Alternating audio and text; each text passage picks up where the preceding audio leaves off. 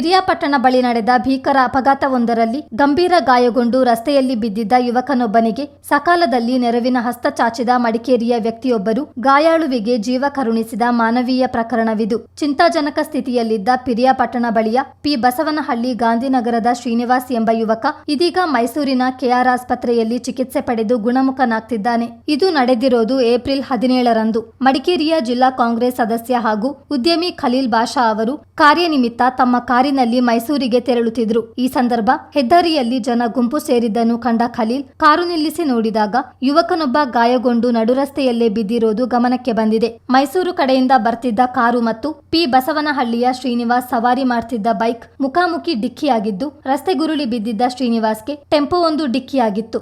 ಗಂಭೀರ ಗಾಯಗೊಂಡು ಪ್ರಜ್ಞಾಶೂನ್ಯನಾಗಿ ಬಿದ್ದಿದ್ದ ಆತನ ನೆರವಿಗೆ ಯಾರೊಬ್ಬರೂ ಬಂದಿರಲಿಲ್ಲ.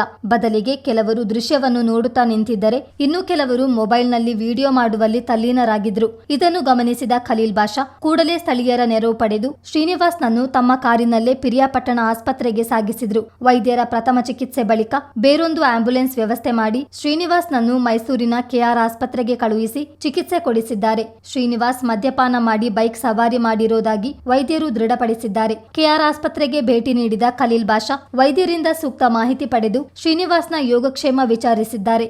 ಆತ ಗುಣಮುಖನಾಗುತ್ತಿದ್ದು ಚೇತರಿಸಿಕೊಳ್ಳುತ್ತಿದ್ದಾನೆ ಎಂದು ಖಲೀಲ್ ಬಾಷಾ ಚಿತ್ತಾರಕ್ಕೆ ತಿಳಿಸಿದ್ರು. ರಸ್ತೆ ಅಪಘಾತ ಅಥವಾ ಯಾವುದೇ ದುರಂತ ಸಂಭವಿಸಿದಾಗ ಸಂಕಷ್ಟಕ್ಕೆ ಸಿಲುಕುವವರ ನೆರವಿಗೆ ಬರಬೇಕಾಗಿರುವುದು ಮಾನವೀಯ ಧರ್ಮ.